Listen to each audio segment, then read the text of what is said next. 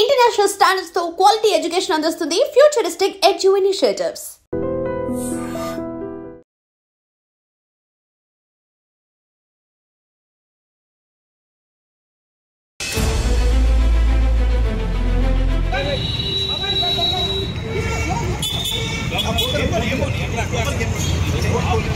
इधर देखो बेटा रवि भाई रवि भाई रवि रवि रवि ఇక్కడ చూడు రవి. నమస్తే, నేను మీ రొద్దం శ్రీనివాస్. ఇవాళ ఏదైతే తెలుగు రాష్ట్రాల్లో సంచలనం రేపినటువంటి ఐబొమ్మ, చాలామంది యాక్చువల్గా ఈ తరం యువకులు చాలా కనెక్ట్ అయ్యారు ఐబొమ్మతో. థియేటర్లో 2000 3000 ఖర్చు పెట్టి ఫ్యామిలీతో సినిమాలు చూడని వాళ్ళు చాలామంది ఇవాళ రేపు ఇంటర్నెట్లో, మొబైల్స్లో, అదేవిధంగా డెస్క్టాపుల్లో ఐబొమ్మ ఓపెన్ చేసుకొని కొత్త సినిమాలు చూసేవాళ్ళు. అలాంటి దానివల్ల తెలుగు సినీ పరిశ్రమకు చాలా నష్టం వస్తుందని చెప్పి తెలుగు ఫిలిం ఇండస్ట్రీ పోలీసులు కంప్లైంట్ ఇచ్చింది. ఈ పోలీసులు ఈ ఫిర్యాదును చాలా సీరియస్గా తీసుకొని వేగవంతంగా దర్యాప్తు చేయడంతో పాటు దీనికి సంబంధించిన వారిని ఇప్పటికే 5-6 మందిని అరెస్ట్ చేశారు. ఇవాళ దీనికైతే ఎవరైతే ప్రధాన సూత్రధారి ఉన్నారో ఇమ్మడి రవి అనే వ్యక్తిని ఇవాళ అరెస్ట్ చేసినట్లు మనకు వార్తలు వచ్చాయి. ఈ నేపథ్యంలో ఇది ఎంతవరకు నేరము, ఇలాంటి నేరాలకు చట్టంలో ఎలాంటి శిక్షలు ఉన్నాయి, ఈ నేరాన్ని నిరూపించడానికి ఏర్పడే అవరోధాలు ఏంటి, ఇట్లాంటి విషయాలన్నీ మాట్లాడడానికి మనతో హైకోర్టు అడ్వకేటు పూజారి నాగేశ్వరరావు గారు ఉన్నారు. నమస్తే నాగేశ్వరరావు గారు. సార్, మీరు చూసి ఉంటారు, ఇవాళ ఒక వార్త కలకలం సృష్టించింది. ఏదైతే పోలీసులకు సవాలు విసిరారో, దమ్ముంటే పట్టుకోండి అని పోలీసులను ఏవైతే ఛాలెంజ్ చేశారో, అలాంటి ఒక వ్యక్తిని ఇవాళ తెలంగాణ పోలీసులు అరెస్ట్ చేసినట్లు మనం వార్తలు వచ్చాయి. ఇమ్మడి రవి అనే వ్యక్తి ఎక్కడో కరేబియన్ దీవుల్లో ఉండి ఈ నెట్వర్క్ అంతా ఆపరేట్ చేస్తున్నట్లు గుర్తించిన పోలీసులు ఆయన ఇక్కడ హైదరాబాద్ రావడంతో కూకట్పల్లి ప్రాంతంలో అరెస్ట్ చేసినట్లు చెప్తున్నారు. సో ఒక హైకోర్టు అడ్వకేట్గా మీరు గమనించుంటారు, ఏముంది పైరసీకి ఈ ఐబొమ్మ కేసులో ఏ చట్టాలు వర్తిస్తాయి, వాటికి ఉన్నటువంటి శిక్షలు ఏమున్నాయి ప్రస్తుతానికి? జనరల్గా ఏంటంటే ఇది మనకు సైబర్ క్రైమ్స్ కిందకి వస్తుంది జనరల్గా. ఎందుకంటే ఎప్పుడైతే మనం ఎలక్ట్రానిక్ డివైసెస్ యూజ్ చేసి మనం క్రైమ్స్ చేస్తామో అదంతా సైబర్ క్రైమ్స్ కిందకి వస్తుంది.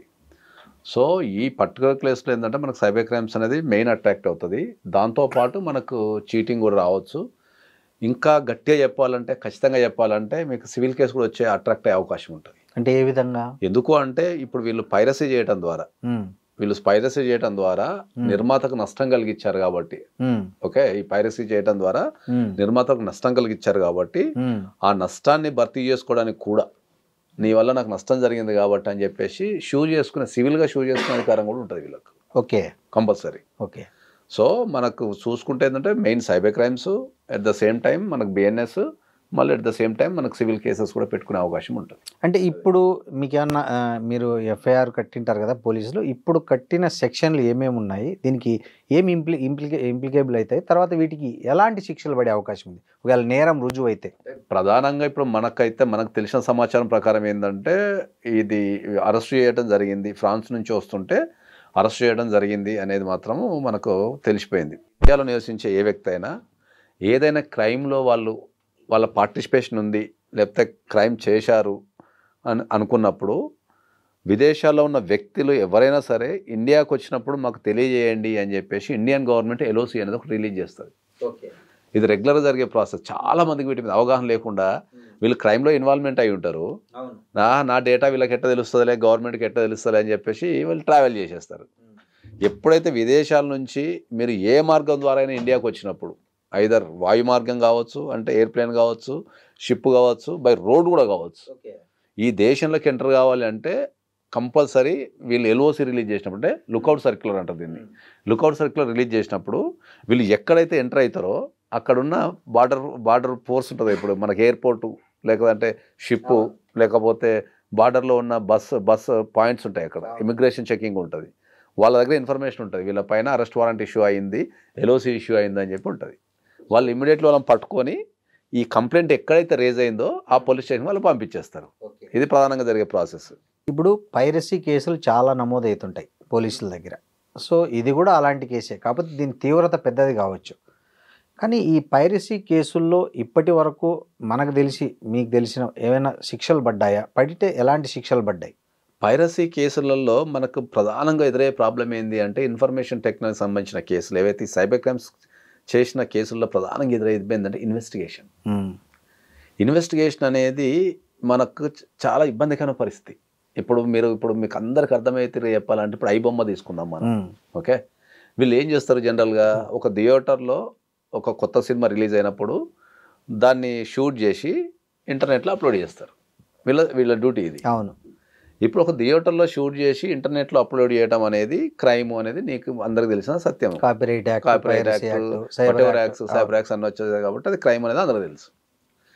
ఇప్పుడు తెలుగు సినిమాకున్న పరిస్థితి ఏంటంటే తెలుగు సినిమా అనేది మనకు ప్రపంచవ్యాప్తంగా రిలీజ్ అవుతుంది. ఓకే, ఈ ప్రపంచవ్యాప్తంగా రిలీజ్ అయినప్పుడు నువ్వు ఏ థియేటర్లో నువ్వు దాన్ని షూట్ చేసినావు ఒక పాయింట్. ఇప్పుడు యూరోప్లో రిలీజ్ అవుతుంది, లండన్లో రిలీజ్ అవుతుంది, ఆస్ట్రేలియాలో రిలీజ్ అవుతుంది, అమెరికాలో రిలీజ్ అవుతుంది. అక్కడ ఉన్న వ్యక్తులు దాన్ని షూట్ చేసి తర్వాత దాన్ని ఇప్పుడు మనకున్న ప్రాథమిక సమాచార ప్రకారం అంటే వీరు కరేబియన్ దీవుల నుంచి అప్లోడ్ చేస్తున్నారు అనేది ఒక పాయింట్. అంటే నువ్వు ఒక అమెరికాలో దాన్ని షూట్ చేసి నువ్వు ఆఫ్రికాలో కరేబియన్ దీవులలో కూడా నువ్వు అప్లోడ్ చేస్తున్నావు. ఓకే, సో ఈ ఇన్వెస్టిగేషన్ ప్రాసెస్ అనేది ఇప్పుడు నువ్వు కేసు ఎక్కడ, ఇప్పుడు నష్టం జరిగిన పర్సన్ ఎక్కడ ఉన్నాడు? తెలంగాణలో ఉన్నాడు. కంప్లైంట్ ఎక్కడ రేజ్ అయింది? తెలంగాణలో రేజ్ అయింది. మరి చిత్రీకరణ ఎక్కడ చేశారు? అమెరికాలో, ఆఫ్రికాలో, యూరోప్లోనో, Australia, out of country.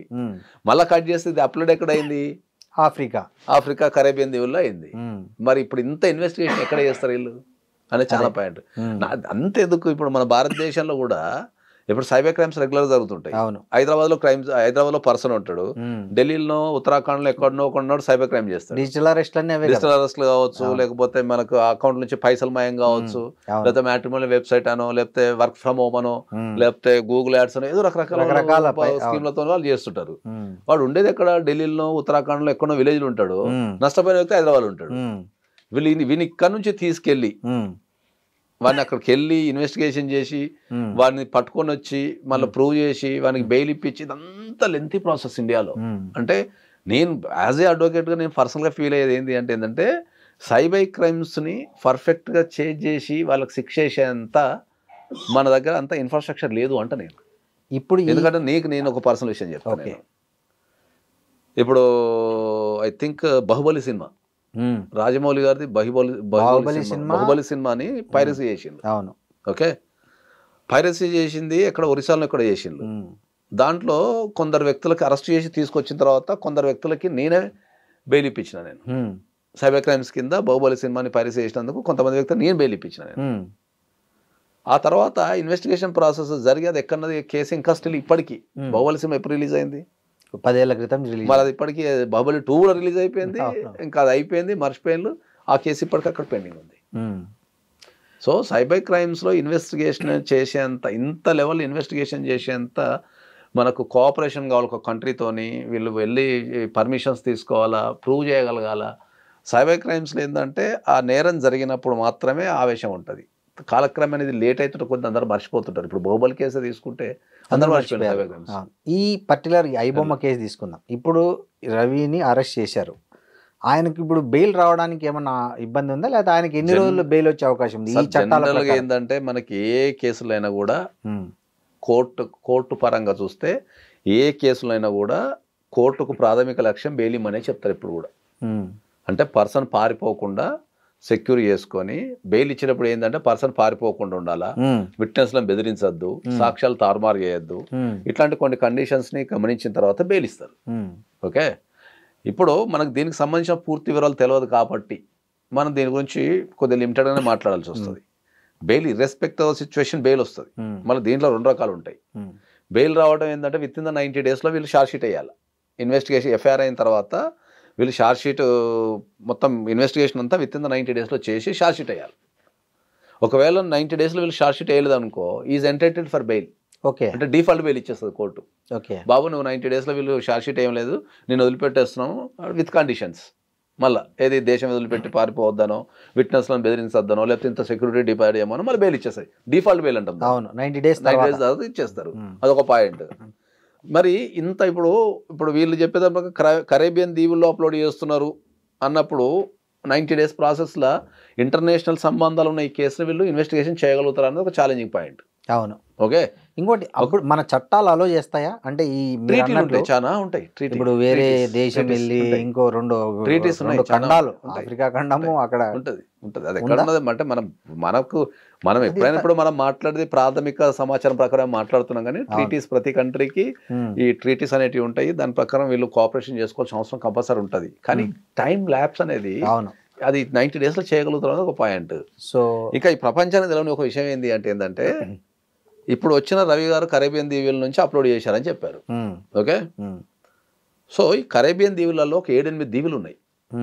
Okay, saint Nevis and Kitts అని, గ్రెనడా అని, తర్వాత ఒక 7-8 దీవులు ఉన్నాయి. ఈ దీవుల ప్రత్యేకత ఏంటి అంటే ఈ భూప్రపంచంలో ఎవరి దగ్గర ఒక కోటి నుంచి 2 కోట్ల రూపాయలు నెట్ క్యాష్ కనుకుంటే డైరెక్ట్ పోయి ఆ దేశం యొక్క పాస్పోర్ట్ కొనుక్కోవచ్చు. ఓకే, ఎవరైనా ఈ భూప్రపంచంలో ఏ వ్యక్తి అయినా అతని దగ్గర ఇండియన్ కరెన్సీలో 1 కోటి రూపాయల నుంచి 2 కోట్లు అనుకుంటే ఒక దీవైనా కూడా ఈవెన్ మీ దగ్గర ఇప్పుడు 1 కోటి రూపాయలు ఉంటే ఒక దీవికి వెళ్ళి మీరు ఆ పాస్పోర్ట్ కొనుక్కోవచ్చు డైరెక్ట్. అంటే ఆ దేశానికి సిటిజన్షిప్ కావచ్చు, మీరు సిటిజన్ అయిపోవచ్చు.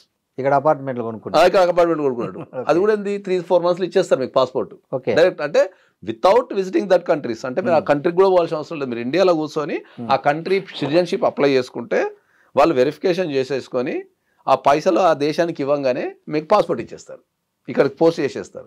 ఈ పాస్పోర్ట్ తీసుకొని ఇండియన్ పాస్పోర్ట్ నువ్వు సరెండర్ చేసి ఆ దేశానికి సిటిజన్ అయిపోతావు. ఆ దేశం పాస్పోర్ట్ తీసుకొని నువ్వు ఆ దేశానికి వెళ్ళిపోయి ఆ దేశ పౌరుని అయిపోతావు. ఆ దేశాలలో బ్యూటీ ఏంది, ఇన్కమ్ ట్యాక్స్ ఉండదు ఆ దేశాలలో. ఓకే, ఇన్కమ్ ట్యాక్స్ ఉండదు, నువ్వు ఎంత సంపాదించి ఇన్కమ్ ట్యాక్స్ ఉండదు. మళ్ళీ ఆ దేశంలో బ్యూటీ ఏంటంటే నువ్వు ఆ ఫండ్స్ ఫారిన్ నుంచి ఎంతైనా రావచ్చు, వీళ్ళు ఈ దేశం నుంచి ఎంతైనా పంపచ్చు. ఇప్పుడు ఇండియా నుంచి నువ్వు ఫండ్స్ అడుగులు పంపలేవు. Individual person maximum 2.5 crores per annum పంపగలుగుతారు అంతే. అదే నువ్వు దుబాయ్ నుంచి 100 కోట్లు పంపచ్చు, మరి దుబాయ్ 100 కోట్లు వస్తుంది. దుబాయ్ పాస్పోర్ట్ ఇవ్వరు. మీరు చెప్పే ఆప్షన్ ప్రకారము ఈ కేసులో ఉన్న రవి అక్కడ పాస్పోర్ట్ చాలా మంది దేశంలో చాలా మంది తెలియదు ఇది. ఒకవేళ కొనుక్కొని ఉంటే ఏంది కొనుక్కున్నప్పుడు అక్కడ సిటిజన్ అయిపోతాడు కదా. That is the problem. ఇప్పుడు పెడతారు ఇక్కడ ఎల్ఓసి మీద అనేది ఒక పాయింట్ మనకు. ఇప్పుడు ఆయన ఆ పాస్పోర్ట్ కొనుక్కున్నాడా లేకపోతే అక్కడ ఉంటున్నాడా అనేది ఒక ప్రధానంగా చర్చించాల్సిన విషయం. చాలా మందికి ఈ దేశంలో చాలా మందికి ఇట్లాంటి ఒక వ్యవస్థ ఉందని తెలియదు. లో అక్కడ ట్యాక్స్ ఉండదు, తర్వాత అక్కడ ఆఫ్ షోర్ కంపెనీలు అంటే ఫేక్ కంపెనీలు, అక్కడ షెల్ కంపెనీలు పెడతారు, సూట్ కేస్ కంపెనీలు పెట్టి ఈ ప్రపంచంలో ఉన్న డబ్బులంతా అక్కడ డంప్ చేసి మళ్ళీ అక్కడ నుంచి ఇంకా వేరే దగ్గరికి వైట్ చేసి పంపిస్తుంటారు. ఇది ఒక గేమ్. అవునులే, అక్కడ దేశాలు పట్టించుకోవు. ఎందుకంటే అక్కడ దేశాలలో ఆ దేశాల్లో జనాభా ఎంత తెలుసా, 40,000, 50,000, 30,000 ఆ దేశ జనాభా ఎంత ఉంటుంది. ఇన్ కేసు ఇతను నిజంగా అక్కడ సిటిజన్ అయి ఉంటే ఛాలెంజ్ చేయొచ్చు ఇక్కడ బెయిల్, అంటే ఐ మీన్ కోర్టులో సిటిజన్ ప్రకారం బెయిల్ ఇస్తానికి సిటిజన్తో సంబంధం లేదు. కాకపోతే దేశం వదిలిపెట్టకుండా పాస్పోర్ట్ సీజ్ చేసే అధికారం కొంతవరకు, పాస్పోర్ట్ సీజ్ చేసే అధికారం కానీ పాస్పోర్ట్ ఉన్నా కూడా వీళ్ళు సీజ్ చేస్తారు. అంటే తాత్కాలికంగా సీజ్ చేసే అధికారం పోలీసు వాళ్ళకు ఉంటుంది. ఇండియన్ పాస్పోర్ట్ అయితే అసలు సీజ్ చేయలేరు, కానీ తాత్కాలికంగా కొంతకాలం పెట్టుకునే అవకాశం ఉంటుంది. కానీ ఆ కంట్రీ దాటకుండా ఉండటానికి కోర్టు ఏం చేస్తానో చూడాలి. ఇప్పుడు మనకు వస్తున్న వార్తల ప్రకారము రవి అకౌంట్ నుంచి 3 కోట్ల రూపాయలు సీజ్ చేసినట్టు వస్తుంది పోలీసుల వర్షన్. అవును. సో ఇట్లా సీజ్ చేసే అధికారం పోలీసులకు ఉంటుందా లేకపోతే వేరే అథారిటీ ఏంటి, ప్రొసీజర్ ఏంటండి, ఎలా జరుగుతుంది? Officer in the country, any department, any investigation officer, క్రైమ్కి సంబంధించి ఇప్పుడు ఇన్కమ్ ట్యాక్స్ వాళ్ళకైనా సీజ్ చేసే అధికారం ఉంటుంది, తర్వాత ఈడీకి సీజ్ చేసే అధికారం ఉంటుంది, పోలీస్కి సీజ్ చేసే అధికారం ఉంటుంది, సిబిఐకి సీజ్ చేసే అధికారం ఉంటుంది. ఏదన్నా ఫండ్స్ మీద డౌట్ వచ్చినప్పుడు వాళ్ళకి ఇండియాలో ఉన్న ఏ అకౌంట్నైనా, ఏ బ్యాంకునైనా, ఏ ఆర్థిక సంస్థనైనా సీజ్ చేసే అధికారం వీళ్ళకి ఉంటుంది. కాకపోతే ఇక్కడ సీజ్ చేసిన బ్యాంక్ అకౌంట్ అనేది ఇండియాదా లేకపోతే ఫారిన్దా అనేది మనం చెక్ చేసుకోవాలి. ఫారిన్ అయితే చాలా కష్టం కొద్దిగా, ఎస్పెషల్లీ కరేబియన్ దీవులు లాంటి కంట్రీలు ఇంకా కష్టం. సో నాకు తెలిసి ఇప్పుడు ఇండియా అకౌంట్ అయినట్టుంది, ఎందుకంటే చేశారు కాబట్టి. అదే చెప్తున్నా, మనకు ప్రాథమిక ఇప్పుడు ఈ 3 కోట్లు ఏమైతుంది నాగేశ్వరరావు గారు? వాళ్ళు సీజ్ చేసి కోర్టులో సబ్మిట్ చేసేస్తారు అంతే అంతే అంతే. అకౌంట్ లో అట్లనే ఉంటుంది, అమౌంట్ అకౌంట్ ఉంటుంది అంతే. అకౌంట్ చేయకుండా ఉంటుంది. తర్వాత కేసులో ఉన్నప్పుడు మరి వాళ్ళు ఆ అమౌంట్ ఎక్కడి నుంచి వచ్చింది, ఎట్లా క్లెయిమ్ చేయాలనేది వాళ్ళు చూస్తారు. అది ఓకే. అయినా కూడా సీజ్ చేసిన తర్వాత ఈయన అకౌంట్ని రిలీజ్ చేయమని కూడా ఈయన అప్లికేషన్ వేసుకునే అవకాశం ఉంటుంది, అప్లికేషన్ వేసుకోమనే అవకాశం ఉంటుంది. సో మీరు ఈ మధ్య కాలంలో ఎక్కడైనా ఇలాంటి కేసుల్లో తీర్పు వచ్చింది హైకోర్టులో, ఇక్కడ తెలుగు రాష్ట్రాల్లో కానీ దేశంలో కానీ? సైబర్ క్రైమ్స్లలో చిన్న చిన్న సైబర్ క్రైమ్స్లో వస్తూనే ఉంటుంది కానీ ఇంత అంటే ఇది ఐడెంటిఫైడ్ కేసు అంటాం. ఇది ఐడెంటిఫైడ్ కేసు అంటే ఏంటంటే ఒక వ్యవస్థని కుదిపే కేసు ఇది. ఒక వ్యవస్థ మొత్తాన్ని అంటే ఒక ఇండస్ట్రీని షేక్ చేసే కేసు ఇది. ఇప్పుడు ఐడెంటిఫైడ్ కేసు అంటే ఇప్పుడు మనకు జనరల్గా ఏంటంటే 1-to-1 క్రైమ్ ఉంటుంది. ఇప్పుడు మీ బ్యాంక్ అకౌంట్ని ఎవరో మోసం చేయడం, నా బ్యాంక్ అకౌంట్ ఎవరు మోసం చేయడం, ఈ 1-2 క్రైమ్ ఉంటుంది. లేదా ఒక గ్రూప్ ఆఫ్ పీపుల్, ఒక 100 మందినో 200 మందినో 500 మందినో 1000 మందినో ఒక లిమిటెడ్. కానీ ఇది ఒక మొత్తం ఒక ఇండస్ట్రీకి ఇది ఛాలెంజింగ్ కేసు. నాకు తెలిసినంత వరకు ఐబొమ్మ అనేది మొత్తం ఎంటైర్ సౌత్ ఇండియాలో ఉన్న ప్రతి సినిమా రిలీజ్ చేస్తారు అదే బాలీవుడ్ కావచ్చు, లేకపోతే మనకి టాలీవుడ్ కావచ్చు, లేకపోతే తమిళ ఇండస్ట్రీ కావచ్చు, అన్నిటిని కుదిపే కేసు కాబట్టి ఇది ఐడెంటిఫైడ్ కేసు కాబట్టి దీన్ని ప్రత్యేకంగా చూడాలి. ఇప్పుడు చూడండి సార్, దీంట్లో ఐబొమ్మతో పాటు చాలా మిర్రర్ ఛానల్స్ కూడా ఉన్నాయంట, విపరీతంగా ఉన్నాయి. సో ఇప్పుడు దీన్ని ఎట్లా దర్యాప్తు చేయడం అనేది చాలా క్లిష్టంగా మారేటట్టుంది కదా పోలీసులకి. ఎందుకంటే ఇప్పుడు ఐబొమ్మ ఉంది, దాని నుంచి ఒక 40-50 వెబ్సైట్లు కావచ్చు, కావచ్చు, మిర్రర్ సైట్లు కావచ్చు, అవి వేరే వేరే కంట్రీలో నుంచి ఆపరేట్ చేసేటివి ఉంటాయి. వాటన్నిటిని ఇవన్నీ సమప్ చేసినప్పుడే కదా దర్యాప్తు పూర్తి. అదే అంటున్నాను, అందుకనే కదా ఎప్పుడైనా కూడా మనం స్పష్టంగా చెప్పేది ఏంటంటే సైబర్ క్రైమ్స్ లో దర్యాప్తు అనేది కొద్దిగా ఛాలెంజింగ్ గా కూడుకున్నది. ఫినిష్ చేయటం కూడా చాలా కష్టం. ఇప్పుడు మీకు అర్థమయ్యే భాషలో చెప్పాలంటే ఇప్పుడు వాళ్ళు చెప్పిన దాని ప్రకారం ఏం చెప్తారంటే కరేబియన్ దీవులలో అప్లోడ్ చేశారన్నారు. ఓకే, అదొకటి చాలు ఈ కేసు. దాంట్లో టెక్నికల్ గా చాలా మంది తెలియదు. అప్లోడ్ చేసినంత మాత్రం అయిపోదు. అప్లోడ్ చేసినప్పుడు ఐపీ అడ్రస్ నువ్వు కనుక్కోగలుగుతావు, కానీ అప్లోడ్ చేసిన కోర్టులో ప్రూవ్ చేయాలంటే నీకు అప్లోడ్ చేసిన ఐటమ్ కావాలా. ఒక ల్యాప్టాప్ నుంచి అప్లోడ్ చేసినావు అనుకో, ఆ ల్యాప్టాప్ కావాలి మనకు. ఈ ల్యాప్టాప్ ఈ నెంబర్ ఉన్న దాని నుంచి అప్లోడ్ చేసినామని ప్రూవ్ చేయాలంటే కావాలి. అది దట్స్ వాట్ ఐమ్ టెల్లింగ్ కదా. ఇప్పుడు అది ఎక్కడి నుంచి రికవరీ చేస్తారు? ఇండియాలో అంటే నువ్వు ఆ పక్కన పోతావు, రికవరీ చేసి వస్తావు. ఒకవేళ వాటిని అదే ప్రూవ్ చేయడం కష్టం. Okay, that's what I'm telling. Cyber crimes లో కొద్దిగా ప్రూవ్ చేయడం కష్టం. టెక్నికల్ సబ్జెక్ట్ ఉన్న వాళ్ళు, తర్వాత టెక్నికల్గా బాగా పేరు పొందిన వాళ్ళు కొద్దిగా తక్కువ. ఎందుకంటే సైబర్ క్రైమ్స్ అనేది గత 5-6 సంవత్సరాల నుంచి విపరీతంగా పెరుగుకుంటూ వస్తుంది. కాబట్టి ఇప్పుడు మనకు సైబర్ పోలీస్ స్టేషన్స్ కానీ వాళ్ళకు శిక్షణ ఇవ్వటం కానీ దానిపైన అవగాహన చేయటం కానీ ఉంది. ఇప్పుడు మనం అప్లోడ్ చేసిన అంటున్నావు, కానీ అప్లోడ్ చేసినందుకు ఇప్పుడు మీరు ఏం చెప్తున్నారు? మీరు జనరల్గా అందరికి అర్థమయ్యే భాషలో మర్డర్ జరిగింది అని చెప్తున్నారు, రక్తం గారింది, నా చేతులకు రక్తాలు ఉన్నాయి అని ఉన్నాయి, పొడిచిన కత్తి లేదు. అప్పుడప్పుడు మనం టీవీలలో చూస్తుంటాం పొడిచిన కత్తి కోసమో చంపిన ఆయుధం కోసమో పోలీసు వాళ్ళు నదులు ఎదుగులాడుతుంటారు, సముద్రాలు ఎదుగులాడుతుంటారు, లేకపోతే మొత్తం ఎక్కడ దానికోసం తిరుగుతుంటారు కదా. అట్లా నువ్వు అప్లోడ్ చేసినప్పుడు నీకు ఒక ఐపీ అడ్రస్ ఉంటే సరిపోదు, అప్లోడ్ చేసిన ఇన్స్ట్రుమెంట్ కూడా కావాలా. If you want to prove, ఒకవేళ ఇన్స్ట్రుమెంట్ లేకపోతే ఐపీ అడ్రస్ ఎట్లా ప్రూవ్ చేస్తావు? అంటే కోర్టు యాక్సెప్ట్ చేయదా? ఎట్లా చేస్తుంది?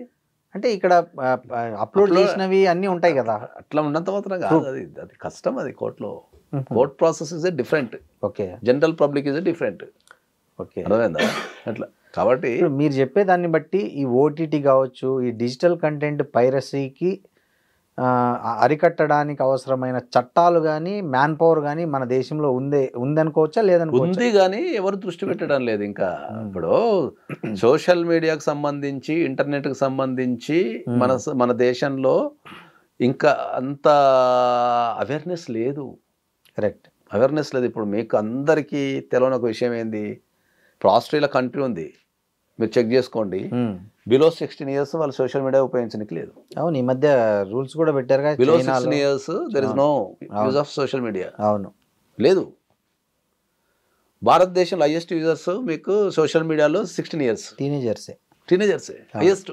అవును, ఇప్పుడు నేను పనికన్నా వచ్చి 1 గంట సేపు 2 గంటలో మనకున్న పనుల ఒక 6 గంటలు 7 గంటలు పని చేస్తాం మనం. అవును, టీనేజర్స్కి ఏం పని ఉంటుంది? ఉండదు. వాళ్ళు అట్రాక్ట్ అవుతుంటారు, వాళ్ళకి తెలుసుకోవాలని ఉంటుంది. ఇంతకుముందు ఒక విషయం కావాలి అంటే వ్యవస్థ ఎంతగానో మారిందో ఒకసారి చెప్తాను నేను. నీ చిన్నప్పుడు నా చిన్నప్పుడు ఒక విషయం తెలుసుకోవాలంటే మనకు వేరే చదవటము, పుస్తకాలు అడగటం, లేదా చదవటం అడగటం రెండే. కరెక్ట్. ఒకటేదైనా పుస్తకం చదివి తెలుసుకోవడం, లేదా ఎవరన్నా పెద్ద మనుషులనో టీచర్నో గురువునో ఎక్స్పర్ట్నో అడిగి సార్ ఇది ఏందని తెలుసుకోవడం. ఇప్పుడున్న టెక్నాలజీకి నీకు ఎట్లా తయారైందంటే ఒక వ్యక్తి ఒక ఈవెన్ 10th క్లాస్ చదివే వ్యక్తో, ఒక 7th క్లాస్ చదివే వ్యక్తో, పిల్లగాడు ఉన్నాడు కదా, ఎవరు అడుగుతలేడు, గూగుల్నే నేను మీకు అంటే నేను చెప్తాను ఇలా మా ఇంట్లో నేను ఏదో పని చేసుకుంటా మా అబ్బాయిని ఏదో అడిగిన నేను అరే పలానా సినిమా ఎప్పుడు రిలీజ్ కొద్దిగా చూడు అని చెప్పి అడిగిన ఏదో అడిగితే వాడు కూర్చున్న దగ్గర నుంచి మా అమెజాన్ ఉంటుంది కదా అది ఏమంటారు దాన్ని అలెక్సా నేను ఏదో పని చేసుకుంటూ అడిగిన అరే సినిమా ఎప్పుడు రిలీజ్ ఉందో చూడు అంటే వాడు కూర్చున్న దగ్గర నుంచి అలెక్సా వెనిద్దా సినిమా రిలీజ్ అని అడుగుతున్నాడు. అది కూడా చాలా తెలివిగా that cinema is release so date అని చెప్తున్నాడు. అంటే వీళ్ళు లేవకుండా కూర్చున్న దగ్గర నుంచి వీళ్ళు ప్రతిదీ అక్కడ పని చేసుకుంటా దాన్ని అడిగితే అది ఆన్సర్ చెప్తున్నది. ఇంకా ఇక పెద్ద మనుషులు ఎక్కడ ఉన్నది ఇంకా పోనీ అది ఆ మిషన్కి దానికి విచక్షణగానే ఉండదు. అవును ఏమడిగితే ఏది అడిగితే చెప్తుంది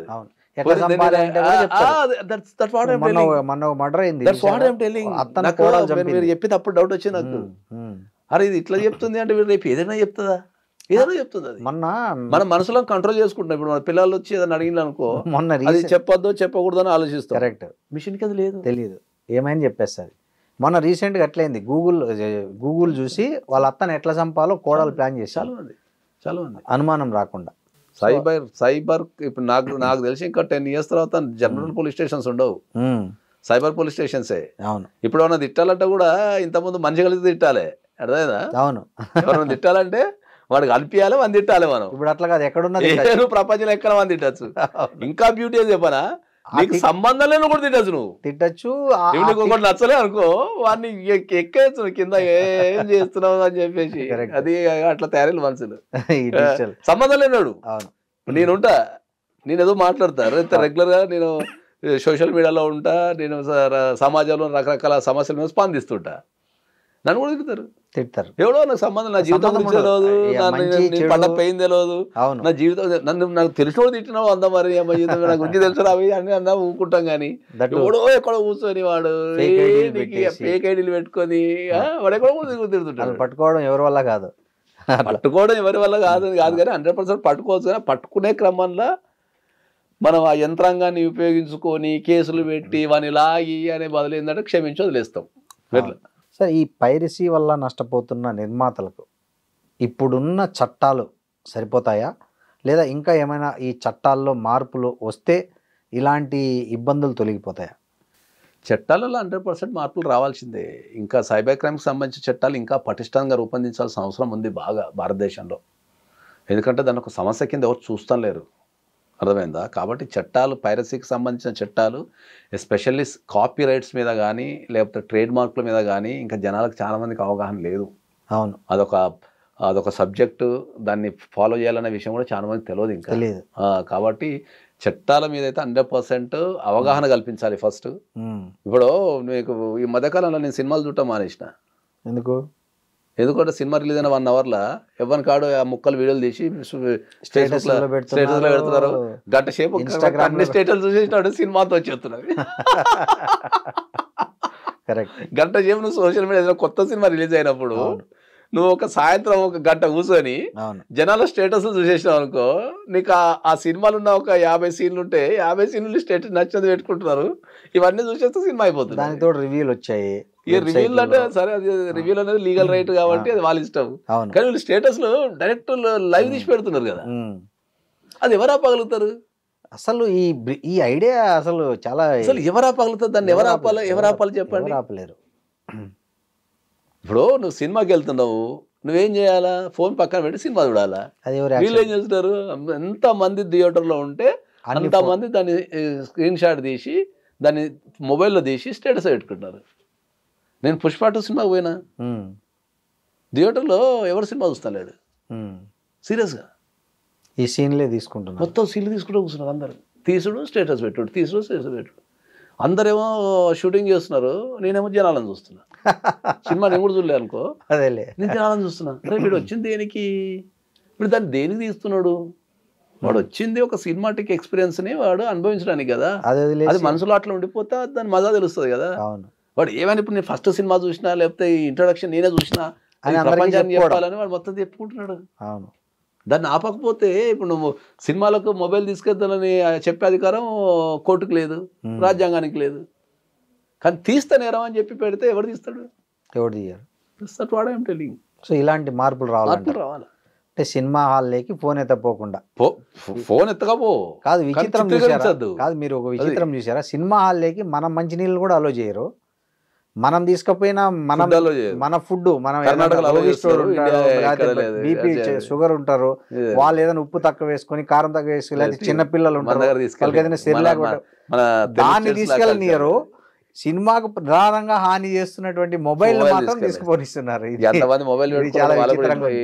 అంతమంది మొబైల్ అంత కాస్ట్లీ మొబైల్ కాపాడాలంటే వీళ్ళకి కూడా ఇన్ఫ్రాస్ట్రక్చర్ సరిపోదు. అవును, అది దట్ ఇస్ ద ప్రాబ్లం. కాకపోతే you can carry the mobile but you cannot shoot the Yes. Movie అని చెప్పి మనము ఆర్డర్ పాస్ చేసి Restriction 1000 రూపాయలు అట్లా పెడితే ఎవడు అందం మోసుకొని కూర్చుంటారు, సినిమా చూస్తారు. అవును. కలెక్షన్ కూడా ఇలా బాగా పెరుగుతాయి. ఎవడన్నా సినిమా పోయిన పక్కన తీస్తే బాబు దా వేయట కదా, ఎక్స్ట్రా పైసలు కూడా వస్తాయి. సరే, ఇలా ఒక సినిమాను హ్యాక్ చేసి దాన్ని షూట్ చేసి హ్యాక్ చేసి ఇట్లా ఒక వెబ్సైట్లో పెట్టడం అనే ఆలోచనే చాలా డిఫరెంట్గా ఉంది కదా, ఇమ్మడి రవి ఆలోచన. అసలు డిఫరెంట్గా అంటే నాకు తెలిసి అది ఎప్పటి నుంచో ఉంది. ఇప్పుడు కొత్తగా అంటే ఇప్పుడు తెలుగులో నాకు technology తెలిసినంత అంటే వరకు నేను 2002లో లండన్లో ఉన్నప్పుడే మేము చూస్తుండే. అప్పుడే 2002, 2005, 2006లో నేను యూరోప్లో ఉన్నప్పుడు ఆన్లైన్లో నుంచి ఆ పనికిరాని ప్రింట్లన్నీ పెట్టుకొని చూస్తుండే. అప్పుడు వీడియో కెమెరాతో అప్లోడ్ చేసేటోళ్ళు. అవును, హ్యాండ్ కెమెరాతో అప్లోడ్ చేసి అప్పుడే చూస్తుండే మేము. కాకపోతే అప్పుడు ఇంటర్నెట్ అనేది ఇంత లేదు.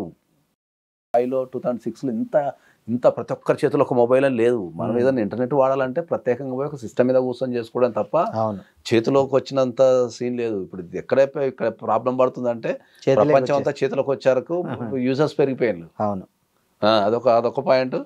మీరు అన్నట్టు కూడా చాలా మంది ఏంటంటే ఫ్రీ కదా, అవును.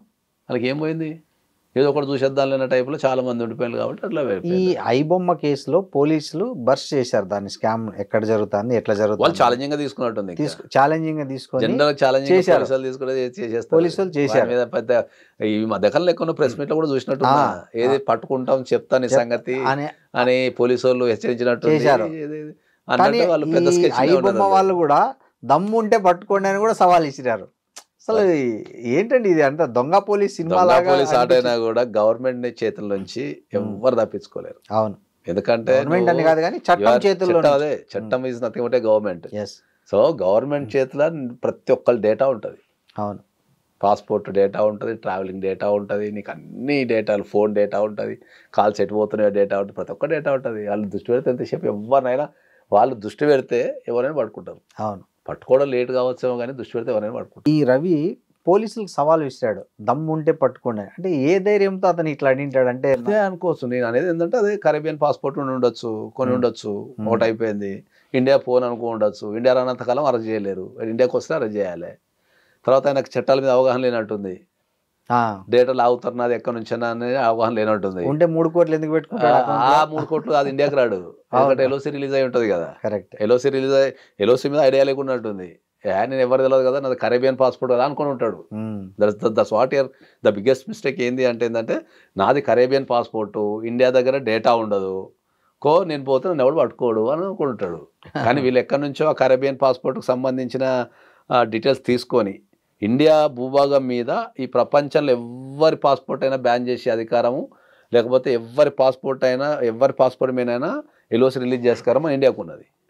సో వీళ్ళు కంపల్సరీ ఆ కరేబియన్ పాస్పోర్ట్ అన్ని దేశాలకు లేదా, అనేది ఏ దేశానికి ఆ దేశానికి ఉంటుంది, అమెరికాకు ఉంటుంది.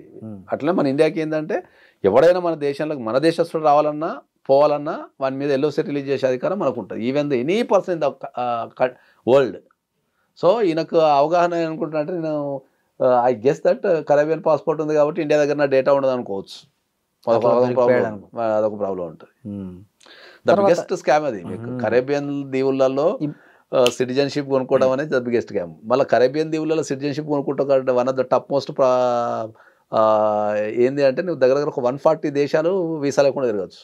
ఒక అమెరికా, కెనడా తప్ప యూరోప్ అన్ని, మళ్ళీ యూరోప్ అంతా తిరగచ్చు, యూకే తిరగచ్చు, సౌత్ ఆఫ్రికా మొత్తం తిరగచ్చు, మలేషియా, సింగపూర్, ఇవన్నీ దేశాలు వితౌట్ వీసా తిరగచ్చు.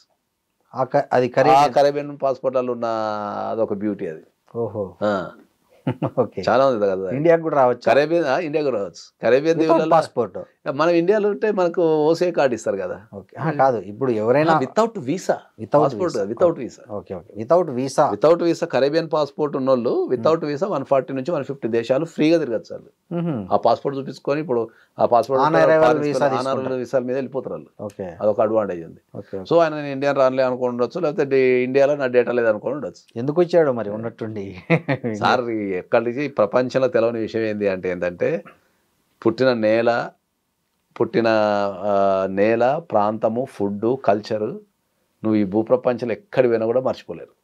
అది ఎప్పుడో అప్పుడు లాగేస్తుంది. నువ్వు ఎంత పోయినా ఒక 10 years పోతావు, 15 years పోతావు, కానీ ఫైనల్గా ఒక్కసారైనా రావాలనిపిస్తుంది. ఇప్పుడు దీంట్లో ఒక ఐబొమ్మతో పాటు ఈ ఐబొమ్మ లాంటి సైట్లకు, మిర్రర్ సైట్లకి గ్లోబల్ హోస్టింగ్స్ ఇచ్చారు కొంతమంది, అలాగే అడ్వర్టైజర్స్ ఉన్నారు. సో వాళ్ళు కూడా ఈ కేసులో అది బరస్ట్ అయిపోతుంది ఒక్కళ్ళు దొరికిందంటే అక్కడ నుంచి. ఎందుకంటే వాళ్ళు ఇంటర్వ్యూలో చూసినట్టున్నా వీళ్ళని పట్టుకోవడం స్టార్ట్ అయింది అనుకో, వాడు తప్పించుకుంటాడు. నీకు అర్థమైందా కాన్సెప్ట్? ఇప్పుడు ఈ మిర్రర్ సైట్లను లేకపోతే ఇక్కడ అప్లోడ్ చేసినో, ఇండియాలో అప్లోడ్ చేసినో, ఎవరినో చిన్న పట్టుకున్నది అనుకుందాం.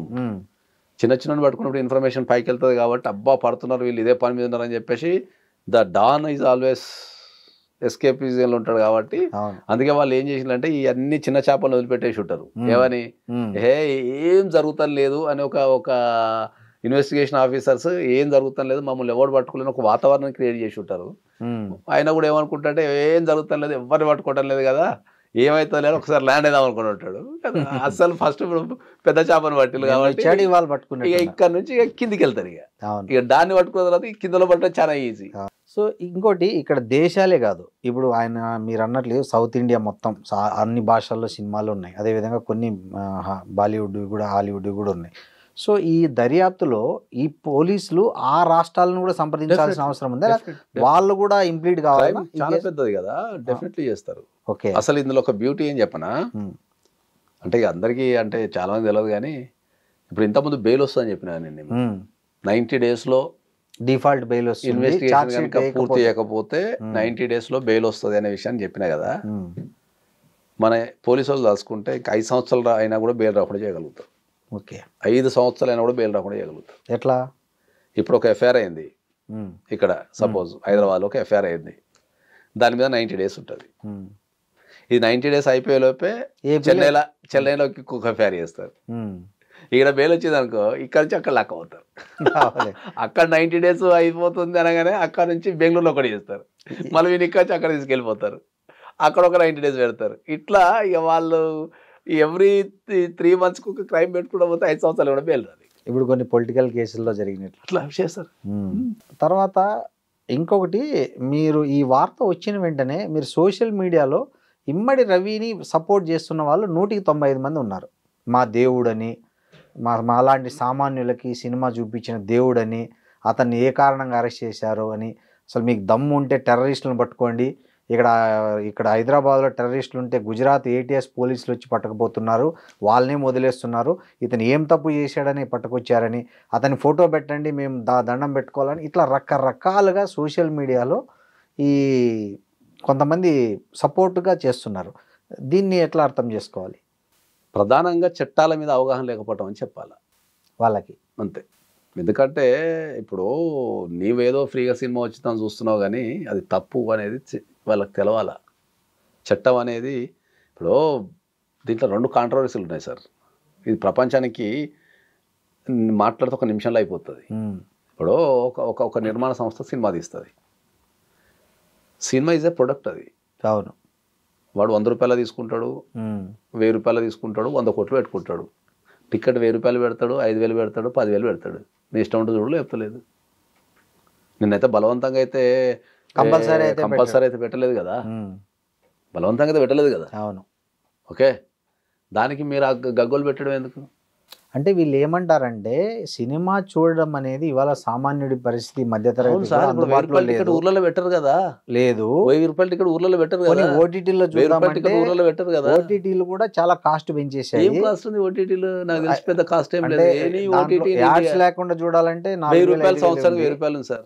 అది 2000 విత్ యాడ్స్ లేదు, మాక్సిమం 2000 ఉంది సంవత్సరానికి వితౌట్ యాడ్స్ ఉంది ఓటీటీలో. సో ఇతను 2000 అంటే నెలకి ఎంత పడుతుంది సార్? ఇప్పుడు సినిమాలో 200 పడుతుంది, నెలకు 200 పడుతుంది. ఒక్క ఓటీటీ తీసుకుంటే ఇంటిల్లి పాది ఎవరు పడితే లాగిన్ అవుతున్నారు. ఇంకా గట్టిగా మాట్లాడితే షేరింగ్ చేసుకుంటున్నారు ఓటీపీని. ఇంకా వాళ్ళు కూడా 2 లాగిన్స్ 3 లాగిన్స్ కూడా అమ్ముతున్నారు. వాళ్ళు 4 లాగిన్స్ ఇస్తున్నారు. మరి ఒక్కొక్క ఓటీటీని బట్టి వాళ్ళ ప్యాకేజ్ బట్టి ఇస్తున్నారు. ఇప్పుడు ఓన్లీ నీకు టికెట్ రేట్ అనేది 5,000 ఉంటుంది. అంటే ఈ తరహా వాళ్ళు ఆర్గ్యుమెంట్ ఏం చేస్తున్నారంటే, సినిమా తీసుకునే ఏం నష్టం వస్తుంది, సినిమాలు ఆడుతున్నాయి, లాభాలు వస్తున్నాయి కదా, మరి దీనివల్ల ఎంతమంది ఉన్నారు, సంఖ్య ఎంత ఉంది, దీన్ని అంత పెద్ద సీరియస్గా తీసుకోవాల్సినంత పెద్ద కేసు. సినిమాలు ఆడుతున్నాయి, లాభాలు వస్తున్నాయి అనేది మాత్రం అయితే అదైతే అవాస్తవం. ఓకే, 100కు 2, 3 100కు నాకు తెలిసి 10% సక్సెస్ అయితే సినిమాలు, 90% సినిమాలు ఫెయిల్యూరే ఉంటాయి. అవును, 90% రికవరీ కూడా రావు చాలా మందికి. అంటే నేను ఇవాళ ఈ అరెస్ట్ వార్త కింద వచ్చిన కామెంట్లు చదివా. ఏమంటారంటే, నష్టం నిర్మాత నష్టపోతుంటే హీరో రెమ్యునరేషన్, హీరోయిన్ రెమ్యునరేషన్ అవి తగ్గించుకోండి అని. అంటే వాళ్ళ విషయం అడుగుతా సార్, ఎనీ బిజినెస్ లో క్వాలిటీని బట్టే రేట్ ఉంటుంది సార్. ఇప్పుడు ఈ ప్రపంచం అందరు మూర్ఖంగా మాట్లాడతారు. ఇప్పుడు తిరుపతి దేవుని దగ్గరికి పోవాలా, ఓకే, ఫ్రీగా పోయేటోడు ఉంటాడు, 500 ఇచ్చి 10,000 ఇచ్చి 1,000 రూపాయలు ఇచ్చిపోయేటోడు ఉంటాడు, 1,00,000 రూపాయలు ఇచ్చిపోయేటోడు ఉంటాడు, 5 లక్షలు ఇచ్చిపోయేటోడు ఉంటాడు. మరి దాని మీద నువ్వు ఎందుకు కామెంట్ చేయవు? దేవుడే కదా, అందరు దేవుడే కదా, నా దేవుడు నీ దేవుడే కదా, అందరు సమానమే కదా దేవుని ముంగట. దేవుని ముఖ అయితే ఏమైతే లేదు కదా, ఎందుకు చేయవు దాని మీద క్వశ్చన్? ట్రైన్ తీసుకో, ట్రైన్ సేమ్ ప్లాట్ఫామ్ ఉంటుంది, సేమ్ డ్రైవర్ ఉంటాడు, సేమ్ ట్రైన్ ఉంటుంది, ఎవ్రీథింగ్ ఈజ్ సేమ్ ఉంటుంది. నువ్వు కూర్చొని పోయేది ఉంటుంది, నిలబడిపోయేది ఉంటుంది, పండుకొని పోయేది ఉంటుంది, ఫస్ట్ క్లాస్ ఏసీ ఉంటుంది, సెకండ్ క్లాస్ ఏసీ ఉంటుంది, థర్డ్ క్లాస్ ఏసీ ఉంటుంది. అవసరం అయితే నీకు పైసలు ఉంటే ఒక బోగి కూడా బుక్ చేసుకునే అవకాశం ఉంటుంది. మరి దాన్ని ఎందుకు క్వశ్చన్ చేయవు? ఇప్పుడు నీ దగ్గర ఉన్న అది జనాలకు అవగాహన లేక, చట్టాలపైన అవగాహన లేక, ఉన్న ఫెసిలిటీస్ పైన అవగాహన లేక. అంటే ఇలాంటి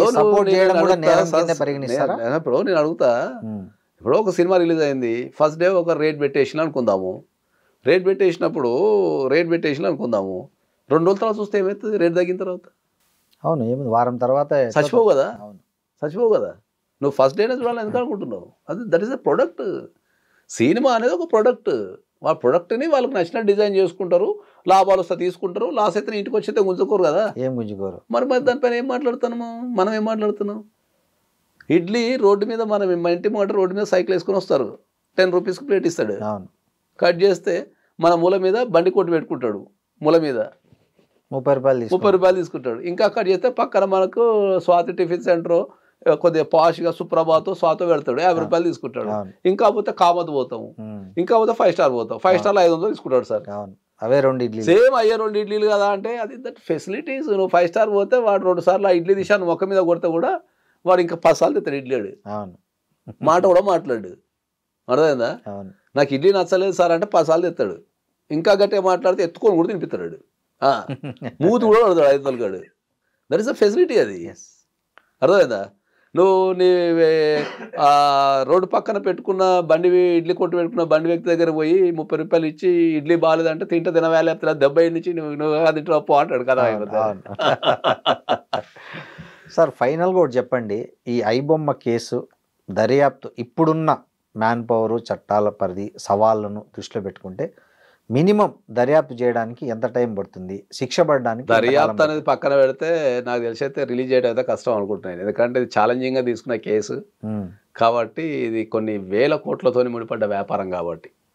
ఓకే, లార్జెస్ట్ పబ్లిక్, మొత్తం ఒక దేశానికి కావచ్చు, ఒక రాష్ట్రానికి కావచ్చు, మనకు ప్రజలకు సంబంధించి ఒక ఛాలెంజింగ్ కేసు పోలీసు వాళ్ళకు కూడా. కాబట్టి ఇది దర్యాప్తు అనేది కొద్దిసేపు మనం పక్కన పెడితే ఇక్కడ పూర్తి కేసాలు మనకు తెలియదు కాబట్టి ఇట్స్ మే టేక్ టైం. రిలీజ్కి ఇది మన విడుదల బెయిల్కి అయితే టైం పట్టచ్చు. గణేష్ ఇంతకుముందు చెప్పిన మన గేమ్లో పెట్టుకుంటూ పోయి నెంబర్ ఆఫ్ కేసెస్ దేశం మొత్తం పెట్టచ్చు వాళ్ళు. రిలీజ్ అయ్యాక ఒక ప్రాబ్లం ఒకటవుతుంది. రెండోది మనకు ఛాలెంజింగ్ కేసు కాబట్టి నెక్స్ట్ టైం ఎవరైతే ఇట్లా చేయాలనుకున్న వాళ్ళకు కూడా కనువిప్పు కలగాలి, భయపడాలి అంటే ఈ కేసును వీళ్ళు ఛాలెంజింగ్గా తీసుకోవాలి. పోలీసులు ఛాలెంజింగ్గా తీసుకోవాలి. పోలీసులు ఛాలెంజింగ్ గానే తీసుకున్నారు కాబట్టి పట్టారు. కానీ మళ్ళీ పట్టుకున్న తర్వాత కూడా ఇమ్మీడియట్లీ వదిలిపెడితే మళ్ళా పట్టుకొని ఏం బీకారు అనే ఒక కూడా ప్రబలుతుంది. నెక్స్ట్ వాడు కూడా ఏమవుతుందిలే 3 నెలలు వస్తున్నావు 2 నెలలు వస్తున్నావు అంటాడు. కాబట్టి దీన్ని వాళ్ళు ఖచ్చితంగా నాకు తెలిసి ఛాలెంజ్గా తీసుకుంటారు. వీళ్ళు కేసు చేసే క్రమంలో ఇన్వెస్టిగేషన్ క్రమంలో వాళ్ళు నాలెడ్జ్ కూడా పెంచుకుంటారు, చట్టాల మీద అవగాహన కూడా పెరుగుతుంది. నెక్స్ట్ టైం ఇంకా ఈజీగా పట్టుకోవడానికి, ఈజీగా ఆపడానికి కూడా అవకాశం ఉంటుంది. కాబట్టి it's a challenging case for police. So దర్యాప్తుకు టైం పడుతుంది, విడుదలకు టైం పడుతుంది, ఛానళ్ళకు కూడా టైం పడుతుంది. ఛానళ్ళకు కూడా కొద్దిగా మనకు ఈ మధ్య కాలంలో ఏం లేవు కదా, కొద్దిగా ఊపిరి వచ్చింది. ఒక 3-4 రోజులకు సరిపడ ఒక కంటెంట్ కూడా వచ్చేస్తుంది అన్నట్టు. ఓకే, థ్యాంక్ యూ నాగేశ్వరరావు గారు, చాలా విలువైన సమాచారం పంపారు మాకు. Thank you very much. And for more videos, Please subscribe to iDream. Please subscribe to iDream. Please subscribe iDream. And please subscribe to iDream. For more videos, subscribe to iDream. Please like, share and subscribe to the channel. Congratulations iDream. Subscribe to iDream. Subscribe to iDream. so subscribe to iDream Media. iDream team అందరికి huge congratulations. Please subscribe iDream Media. Please subscribe to iDream. Subscribe iDream. Please subscribe to iDream. iDream అంటే నా కళల ఛానల్ను subscribe చేసుకున్న నోరు తిరుగుతలేదు, మీరైతే గంట గుర్తు కొట్టండి. For more such videos, please subscribe to iDream. Subscribe to iDream. Please subscribe to iDream. Please subscribe iDream Media. Please do subscribe to iDream. Please subscribe to iDream Media. For best entertainment and information, please subscribe iDream. And don't forget to subscribe to iDream.